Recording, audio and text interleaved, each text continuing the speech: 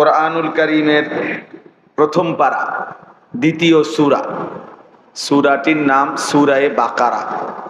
এই সূরার 3টি আয়াত 8, 9, 10 এই 3টি আয়াত আমি আপনাদের সামনে তেলাওয়াত করেছি। ইনশাআল্লাহ অল্প একটু সময়ের মধ্যে এই 3টি আয়াতকে সামনে রেখেই আমরা সামান্য কিছু কথা আরজ করতে চাই। আল্লাহ তাআলা আমাদেরকে বলার, শোনার, বুঝার তৌফিক দান করেন। মূলত সূরায়ে বাকারা কোরআনুল কারীমের দ্বিতীয় সূরা। এই সূরার অন্যতম বৈশিষ্ট্য হলো এই সূরাটি হচ্ছে কোরআনুল কারীমের সর্ববৃহৎ সূরা, সবচেয়ে বড় সূরা। 286 আয়াত এই সূরার মধ্যে। এই সূরার দ্বিতীয় বৈশিষ্ট্য হলো কোরআনুল কারীমে শরীয়তের সবচেয়ে বেশি হুকুম আহকাম এই সূরার মধ্যে। ইসলামী শরীয়তের অনেক বিধিবিধান আল্লাহ তাআলা এই সূরার মধ্যে উল্লেখ করেছেন। এই সূরাকে সানামুল কোরআন বলা হয়। অর্থ হলো ষাঁড় বা বলদ, গরুর মধ্যে যে আইটেম, এদের পিঠ বরাবর মাঝখানে একটা কুজ উঁচা থাকে, এটা কি বলি আমরা? চুটি। চুটি এই মাঝখানে থাকে, যেটা মানে এটা একটা উঁচু জায়গা। তো কোরআনুল কারীমের সবচেয়ে উঁচু জায়গা বলা হয় এই সূরায়ে বাকারা, এই চুটি। তো সূরায়ে বাকারা এবং সূরায়ে আলে ইমরান, নবী সাল্লাল্লাহু আলাইহি ওয়াসাল্লাম বলছেন, যে ব্যক্তি এই 2 সূরা পড়বে, মানে এর পরের সূরা এবং এই সূরাটা, তো কিয়ামতের দিন হাসরের ময়দানে এই 2 সূরার পাঠক যারা তেলাওয়াত করত নিয়মিত, কিয়ামতের দিন এই 2 সূরা ওই ব্যক্তির মাথার উপরে হাসরের ময়দানে ছায়া দান করবে। যখন ভীষণ তাপ হবে, ইয়াউমা লা যিল্লা ইল্লা যিল্লু, সেদিন কোনো আলো মানে ছায়া থাকবে না, ভীষণ এই উত্তাপের মধ্যে এই 2 সূরা তেলাওয়াতকারী, তো এই 2 সূরাই আল্লাহর কুদরতে ওই ইমানদার ব্যক্তির মাথার উপরে ছায়া দান করবে। কোরআনুল কারীমের প্রত্যেক সূরা অনেক ফজিলত আছে। প্রতি সূরা, ছোট বড় যেই কোনো সূরার ফজিলত আছে। আমরা আসলে কোরআনুল কারীম তেলাওয়াত করতেই জানি না, করি না। অসংখ্য মুসলমান ইচ্ছে করে বুঝে শুনে আল্লাহর কোরআন তেলাওয়াত করে না, জানেই না। হাজার হাজার মুসলমান এই কথাটা শুনছে যে আল্লাহর কোরআন তেলাওয়াত করা আমাদের দায়িত্ব, কিন্তু বয়স্ক মানুষ সময় আছে, ইচ্ছা করে এই কোরআন শরীফ শিখে না। বৈশা বৈশা পান খায়, বন খায়, চা খায়, গপ মারে, ফালতু কথায় সময় নষ্ট করে, বৈশা বৈশা জিমায়, চা দোকানে আড্ডা দেয়, নায়াতকুরের লগে দুষ্টামি করে, বইয়া বইয়া বৈশা থাকে। আর কি করেন? কয় না, কোনো কাম নাই, এমনি বইয়া রয়েছে। অথচ 1 লাইন 2 লাইন করে করে যদি আল্লাহর কোরআন শিখতো, শিখা হয়ে যেত, শিখা হয়ে যেত। কিন্তু অনেক মুরব্বীদের মধ্যে খামখেয়ালি ভাবে, বয়স্ক লোক কিছুটা অহংকারী হয়, আর কিশোর যুবক ছেলে কিছুটা অধিকাংশ গাফেল হয়। অর্থাৎ শরীর সুস্থ থাকার কারণে সে গাফলতি করে, খামখেয়ালি করে, আর মনে করে এখনো সময় আছে, বয়স মাত্র। আর বয়স্ক লোকের মধ্যে কিছুটা অহংকার কাজ করে, অর্থাৎ মনের মধ্যে একটা ভাব থাকে যে আজকে এত বছর বয়স, বুড়ো হয়ে গেছি, কোনটা কি না বুঝি নাকি, কত কিছু দেখলাম, কত হুজুর দেখলাম। এই সমস্ত কিছুটা অহংকার ভাবের কারণে শিখতে পারে না, শেখার মানসিকতা নেই। এজন্য এটা খেয়াল করা। কোরআনুল কারীমের প্রত্যেক সূরার ফজিলত আছে। আল্লাহ তাআলা কোরআনুল কারীমের তেলাওয়াতের জন্য প্রচন্ড উৎসাহিত করেছেন, প্রচন্ড ভাবে। আমাদের প্রিয় নবী সাল্লাল্লাহু আলাইহি ওয়াসাল্লাম, নবীজিকেও আল্লাহ তাআলা বলছেন, উতলু মা উহিয়া ইলাইকা মিনাল কিতাব, আপনার উপরে আল্লাহ তাআলার পক্ষ থেকে যেই কোরআন নাজিল হয়েছে আপনি তা তেলাওয়াত করুন। নবীজিকে বলছে আল্লাহ, উতলু, আপনি তেলাওয়াত করুন। ওয়ারাত্তিলিল কোরআন তারতিলা, আল্লাহ তাআলা বলছে রাত্রি জেগে, রাত গভীরে আপনি যখন আল্লাহর জন্য জাগবেন তাহাজ্জুদের নামাজে, তো এই সময় বিশুদ্ধতার সাথে ধীরে ধীরে মহব্বতের সাথে কোরআনুল কারীম সহি শুদ্ধ তেলাওয়াত করুন। তো আল্লাহ নবী সাল্লাল্লাহু আলাইহি ওয়াসাল্লামকে আল্লাহ তাআলা বলছেন, কোরআন শরীফে আছে নবীজি নিজে বলছেন যে আল্লাহ তাআলা আমাকে কোরআন তেলাওয়াত করতে আদেশ করেছেন। তাহলে নবীজি সাল্লাল্লাহু আলাইহি ওয়াসাল্লাম কোরআনুল কারীম তেলাওয়াত করতেন। তাহলে আপনারা যারা মাঝ বয়সী আছেন, আপনাদের এই শেষ সময়টা আল্লাহর কোরআন শিখা, কোরআনুল কারীমের তেলাওয়াতের মধ্যে কাটানো উচিত। এটা একটা গুরুত্বপূর্ণ আমল। আফদালুজ যিকরি তিলাওয়াতুল কোরআন। নবী সাল্লাল্লাহু আলাইহি ওয়াসাল্লাম বলছেন, সর্বশ্রেষ্ঠ জিকির হলো কোরআনুল কারীমের তেলাওয়াত। কোরআনুল কারীমের তেলাওয়াত সমস্ত বুজুর্গানে দ্বীন, আউলিয়ায়ে কেরাম, সাহাবায়ে কেরাম, ওনাদের অন্যতম একটা বৈশিষ্ট্য, ওনারা বেশি থেকে বেশি কোরআনুল কারীম তেলাওয়াত করতেন, কোরআন শরীফ তেলাওয়াত করতেন। এই জন্য কোরআনুল কারীম বেশি বেশি তেলাওয়াত করা, এটা একজন মুমিনের সিফাত, মুমিনের বৈশিষ্ট্য। কোরআনুল কারীমের মধ্যে আছে, আল্লাহ তাআলা বলেন, ইন্নাল্লাযীনা ইয়াতলুনা কিতাবাল্লাহ ওয়া আকামুস সালাহ ওয়া আনফাকু মিম্মা রাযাকনাহুম সিররাও ওয়া আলানিয়া ইয়ারজুনা তিজারাতাল। আল্লাহ তাআলা বলেন, ইন্নাল্লাযীনা, এই ছেলে হেলান ছাড়ো, বুড়ো হয়ে গেছো নাকি? ছাড়ো, হেলান ছাড়ো, সামনে আসো, আরো সামনে আসো। একজন, এই হেলান ছাড়েন আপনারা। বয়স্ক বুড়া মানুষের হেলান দিবে, জোয়ান মানুষের হেলানের দরকার কি? ছাড়েন, হেলান ছাড়েন। ভাইয়া আপনি একটু আগে আসেন, এটা তো মসজিদ, এটা আদবের জায়গা। খামখেয়ালি না, বয়স্ক লোক ঠিক আছে, ওনার ক্লান্তি থাকতে পারে, দুর্বলতা থাকতে পারে। 20-25 বছরের পোলাপানের হাঁটা চলা দেখলে মনে হয় বুড়া, 200 বছরের বুড়া। গুনাহের কারণে অসংখ্য ছেলে পেলের চেহারা দেখলেই বোঝা যায় দুর্বল। এই শুধু গুনাই করে, শুধু মূলত স্বতঃস্ফূর্ততা, উদ্যমতা নাই, গুনাহের প্রতি শুধু আগ্রহ, এতটুকুই। দিন রাত ছবি দেখে, নারী দেখে, মোবাইল টিপে, এখানে এখানে কোনা কানা সিফা সাফার মধ্যে বসে থাকে। বুঝছেন না কথাটা? এটাই কাজ, এতটুকুই কাজ। কিন্তু 24 ঘন্টা মেহনত করা, দিন রাত পরিশ্রম করা, এটা আলাদা ব্যাপার। এটা আলাদা, আল্লাহ তাআলার পক্ষ থেকে দয়া, হিম্মত। আল্লাহ যাকে দেয়, তৌফিক দেয়, সে করতে পারে। আমাদের প্রিয় নবী সাল্লাল্লাহু আলাইহি ওয়াসাল্লাম 5 ওয়াক্ত নামাজের পরে দোয়া করতেন, আল্লাহুম্মা ইন্নী আউযু বিকা মিনাল আজজি ওয়াল কাসাল। এটা একটা দোয়া ছিল নবীজি। আয় আল্লাহ, আমি আপনার কাছে দুর্বলতা এবং অলসতা থেকে পানাহ চাই। কাসাল মানে হলো অলসতা, দুর্বলতা থেকে পানাহ চাই।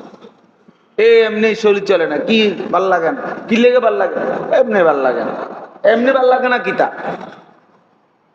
ভাল লাগে না। আরে আসল কথা হলো শয়তান ইবলিস তারে এইভাবে আটকায় রাখছে যে কোনো নেক কাজের প্রতি কোনো আগ্রহ, প্রেরণা জাগে না। এটা মনে রাখবে, নেক কাজের প্রতি আগ্রহ না জাগা, এটা অলসতা, এটা লানত, এটা অভিশাপ। ওই ব্যক্তি বদনসিব যে যার কলিজার ভিতরে কল্যাণকর কাজের প্রতি প্রেরণা জাগে না, মন চায় না, আর কি মনেই আসেন, মনেই আসেন।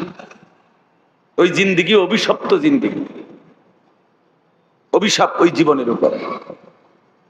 গুনাহ করবার জন্য, গুনাহের জন্য এটা কোনো বিষয়ই না, সহজ। কারণ নফস তো চাই গুনাহ করাইতে, শয়তান তো চাই গুনাহ করাইতে, মনের চাহিদাই তো চায় গুনাহ করাইতে। কাজেই জোয়ারের সাথে ভেসে যাওয়া এত সহজ, সহজ না মানে যেখান দিয়ে জোয়ার, এখানে একটা কিছু দিলে এটা ভাইসা যাবে দূরে, এটা তো একদম সহজ বিষয়। এটা আপনি হুঁদনের কিছু নাই, এটা আপনি কিন্তু ঠেলা দনের কিছু নাই, এটা এমনি জোয়ারের মুখে রেখে দিলে অটোমেটিকলি এটা কি হয়ে যাবে, ভাইসা যাবে। কিন্তু প্রতিকূলে উল্টা দিকে ভাটা যেদিকে, এই দিকে টিকে থাকা কঠিন, এদিকে কঠিন। এই জন্য আমি খুলনা সময় লাগাইছিলাম দাওয়াত ও তাবলীগে 40 দিন। তো ওই সময় এক জায়গায় গেছিলাম সুন্দরবনের পাশে, একদম সুন্দরবন পার হয়ে আলাদা বিচ্ছিন্ন এলাকা, দ্বীপের মতো। তো ওইখানে যেদিন গেছি আমরা ওই দিন জোয়ার ছিল। তো ওই দিন ট্রলার দিয়ে যাইতে যতক্ষণ লাগছে, আসবার দিন যখন 3 দিন পরে আসছি তখন ভাটা ছিল, তখন তার চাইতে প্রায় 3-4 ঘন্টা সময় বেশি লাগছে আসতে। তাহলে বোঝা গেল প্রতিকূলে আসাটা কঠিন। এই জন্য গুনায় ভেসে যাওয়া, এই সমাজে অশ্লীলতা অসভ্যতা এ তো সবাই করছে, নারী ছবি মোবাইল দিন রাত, এর মধ্যে ভেসে গেছে আপনার ছেলে, এটা তো সহজ। কিন্তু ইমানের উপরে, ইসলামের উপরে, তাকওয়ার উপরে, সেজদার উপরে, আল্লাহর ইবাদতের উপরে আপনার আমার নিজের কিংবা কেউ টিকে আছে, এটা বড় কঠিন। কিন্তু সফলতা ওই ব্যক্তির জন্যই, কামিয়াবি ওই ব্যক্তির জন্য। অপদার্থের জন্য পৃথিবীতে কোনো অপদার্থ, কোনো পাপী, কোনো নাফরমানের জন্য পৃথিবীতে কোনো ধন্যবাদ নাই, আখেরাতে তো নাই, পৃথিবীতেও কেউ তাকে সম্মানিত মনে করে না। কোনো ক্ষমতা বলেন, দাপট বলেন, টাকা পয়সার জোর বলেন, যে যতক্ষণ দেখাইতে পারছে এতক্ষণই হয়তো কিছু নগদ কিছু দেখাইছে, কিন্তু একটু কাইথিয়ে গেছে তো পৃথিবীর মানুষ তাকে থুতু ছাড়া, ছি ছি ছাড়া আর কিছু করে নাই, আর কিছু করে না। একটা সময় দেখলাম আপনার 16টা বছর দেখলাম রাস্তায় রাস্তায় পোস্টার, ব্যানার, ফেস্টুন, মাহফিলের নেতা ফেতা অতিথি সবই তো দেখতাম ফ্যাসিস্টের দোসরদেরকে। কই এখন নাই যে নাই, এখন যে কত তাবিজ দিব কেউ, এইটাও তো নাই। কেউ যদি বলে একটা তাবিজের লেখে যদি কবিরাজে কয় যে অমুক খান থেকে কত অনুমান আনতেইব, এমন তো পাইতো না। তো এরা একসাথে হারায় গেল কেমন? এখন কই সেই অহংকার কোথায়, সেই দাপট কোথায়? আমরা তো সবাই দেখছি, আমরা তো এই দেশেই বড় হইলাম, গত 16টা বছর তো আমরাই ছিলাম এই দেশে, দেখছি তো। কই সেই অহংকারীরা কোথায় এখন? সেই অহংকারীরা কোথায়? ওই ব্যানারওয়ালা, ওই পোস্টারওয়ালারা এখন কোথায়? ওই ফেস্টুনওয়ালারা এখন কোথায়? ওই নেতাগিরি এখন কোথায়? এখন কোথায়? হ্যাঁ, আল্লাহ তাআলা যদি নিরাপত্তা সরায় নেয় আর তখন কোনো মাখলুক বাচ্চাও তখন আর ইজ্জত করে না। আল্লাহ সুখে রাখলে সুখে থাকা, আল্লাহ দুঃখে রাখলে দুঃখে থাকা, মূলত এটা সত্য কথা। এটা বোঝা উচিত আমাদের। আমাদের ছেলেপেলেরা বোঝে না, এতে মনে করছে এদের বাপের জোরে, তার বাপ বিদেশ, তার সমস্যা কি? তোমার সমস্যা তুমি জানো না। তে মনে করছে তার বাবার চাকরি আছে, টাকা পয়সা আছে, আর আমার বাবা যেহেতু আমারে বাধা দেয় না, মা কিছু বলে না, অতএব আমার অসুবিধা কি? নারী দেখবো, ছবি দেখবো, চুল ফিরাবো, পথে পথে আড্ডা দেব, এই অসভ্যতার নোংরামির মধ্যে জিন্দেগি শেষ করে দিচ্ছি, শেষ করে দিচ্ছি। এই জন্য মনে রাখবে, নেক কাজের প্রেরণা না জাগা, অন্তরের মধ্যে না আসা, এটা অনেক বড় অভিশাপ। কেন দিনের পর দিন একজন ব্যক্তি নিজে মুসলমান জানার পরেও তার নামাজ পড়তে মন চাইবে না কেন? তোর মনের উপরে কোন গজব পড়লো? কোনদিন ফজরের নামাজ পড়তে 365 দিনে একদিনও মন চাইলো না? তোর মনের উপরে কোন লানত পড়লো রে? কোন লানত পড়লো তোর মনের উপরে? কেমনে এত বড় লানত তোর পড়লো তোর উপরে যে তোর এক ওয়াক্ত নামাজ পড়তে কোনোদিন মন চায় না? এমন নাফরমান নাই সমাজ? এক বছরে আমি 10 বছরও তো পড়ছে না ফজরের নামাজ, জানি না ফজরের নামাজ কি তা আবার, ফজরের নামাজ কি তা আবার।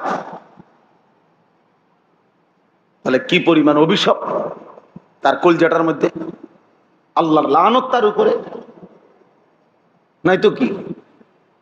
কোরআন শরীফ স্পষ্ট আছে, সেজদা না দিলেই লানত পড়ে। ইবলিস সেজদা দেয় নাই, আল্লাহ তাআলা কি দিছে? তাকে লানত দিছে। ওয়া ইন্না আলাইকা লানাতা ইলা ইয়াউমিদ্দিন। ইবলিস সেজদা দিলা না, কিয়ামত পর্যন্ত তোর উপরে আমি আল্লাহর লানত। কোরআন শরীফের আয়াত। তাহলে যে সেজদা দেয় না তার উপরে আল্লাহর লানত। না, প্রতি ওয়াক্ত নামাজে কতগুলো সেজদা ছুটে যায়, তাহলে তার উপরে কি পরিমাণ লানত। এত লানত পড়ার পরে যে তুই বেটা মনে বাচ্চা রইছ, এটাই তো সুখ, এটাই তো আশ্চর্য। আজকের মাগরিবের নামাজ মনে করেন 5 রাকাত নামাজও যদি পড়ে তো 5 রাকাতে 10টা সেজদা। তো যে নাফরমান পড়ে নাই তার এক ওয়াক্তেই তো 10টা সেজদা ছুটে গেছে। আর ইবলিসের সেজদা ছুটছে কয়টা? একটা মাত্র, একটা সেজদা। এতেই আল্লাহ তাআলা বললেন কিয়ামত পর্যন্ত লানত। তাহলে সেজদাবিহীন মানুষ কি পরিমাণ অভিশপ্ত, কি পরিমাণ অভিশপ্ত। ভাত খায়, হ্যাঁ বেটা মনে করি কই অভিশাপ বলে আমি ভাত খাইতে পারলাম না। বেটা জানোয়ারও তো খানা খায়, জানোয়ার খানা খায় না? তো খানা খাইলে কিছে, ঘুম গেলে কিছে? গর দুয়ার তো সব প্রাণীরই আছে, প্রত্যেক প্রাণীরই তো তার অবস্থা অনুপাতে থাকার জায়গা আছে না? যৌন চাহিদা তো জানোয়ারেও পূরণ হয়, গরু ছাগলের তো বাচ্চা কাচ্চা হয়। তো জীবন মানে এতটুকু শুধু, ভাত খাইলাম, ঘুম যাইলাম, পেশাব পায়খানা করলাম আর যৌন চাহিদা পূরণ করলাম, খালাস। এরই নাম জীবন? এ তো জানোয়ারের জীবন, হাইওয়ানের জীবন এটা। তো চতুষ্পদ জন্তু তো খায়, ঘুমায়, পেশাব পায়খানা করে, চতুষ্পদ জন্তু যৌন চাহিদা পূরণ করে। এজন্য এটা ভাবা উচিত, আল্লাহর কথা, কোরআনের কথা, ইবাদতের প্রতি আগ্রহ আল্লাহর নিয়ামত। বাবা এটা নিয়ামত। নবী সাল্লাল্লাহু আলাইহি ওয়াসাল্লাম এই জন্য আল্লাহর কাছে ইবাদতের তৌফিক চাইতেন, তৌফিক চাইতেন। আল্লাহুম্মা ওয়াফফিকনি, আল্লাহ আমাকে তৌফিক দেন, লিমা তুহিব্বু ওয়া তারদা, যে আমল আপনি ভালোবাসেন, যে কাজ আপনি পছন্দ করেন, এমন আমলের তৌফিক দান। আল্লাহ আপনি সক্ষমতা না দিলে আমি পারবো কেন? নবীজি সাল্লাল্লাহু আলাইহি ওয়াসাল্লাম দোয়া করতেন, আল্লাহুম্মা আইন্নি আলা যিকরিকা ওয়া শুকরিকা ওয়া হুসনি ইবাদাতিক। নবীজির দোয়া ছিল, প্রত্যেক নামাজের পরে নবীজি 3 বারই দোয়া করতেন যে হে আল্লাহ, আপনার জিকির, আপনার শুকর এবং আপনার ইবাদত সুন্দরভাবে করতে আপনি আমাকে সাহায্য করেন। আল্লাহুম্মা আইন্নি, আপনি সাহায্য করেন। আপনি তৌফিক না দিলে, আপনি শরীরখানা সুস্থ না রাখলে আমি সেজদা দিব কিভাবে? আমি নামাজ পড়বো কিভাবে? আমি আপনাকে ডাকবো কিভাবে? এই কারণে ইবাদতের ক্ষেত্রে যত্নবান হওয়া উচিত। গুনাহ থেকে না বাঁচলে ইবাদতের তৌফিক, আগ্রহ, উদ্দীপনা, প্রেরণা, জজবা আসবে। আল্লাহ আমাদেরকে ইবাদতের আগ্রহ দান করেন। তাইলে বলতেছিলাম কোরআনুল কারীম তেলাওয়াত করা উচিত। জওয়ান বলেন, বৃদ্ধ বলেন, স্কুল পড়ুয়া বলেন, কলেজ পড়ুয়া বলেন, মুসলমান মাত্রই আল্লাহর কোরআন শেখা উচিত। মুসলমান অথচ কোরআন শরীফ পড়তে জানে না, এটা কি ধরনের মুসলমান? প্লাস্টিক মুসলমান, ফালতু মুসলমান, আকামলা মানুষ।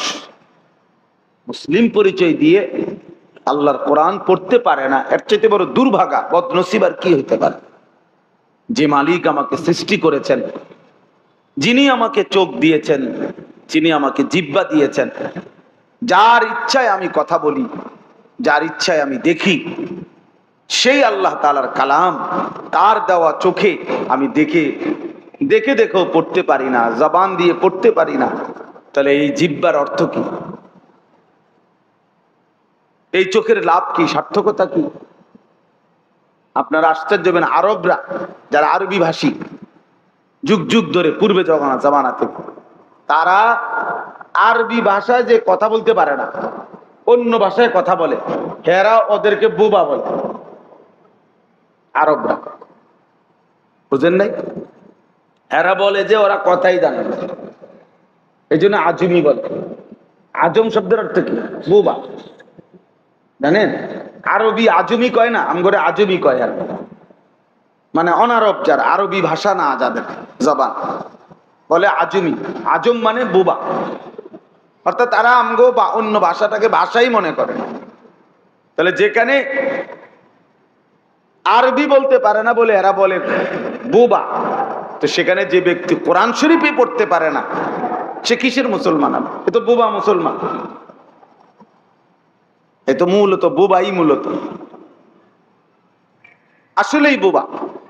বাস্তবিক অর্থেই আমার দৃষ্টিতে কোরআন শরীফ দেখেও যে সহি শুদ্ধ পড়তে পারে না, আমার কাছে তারে বোবাই মনে হয়।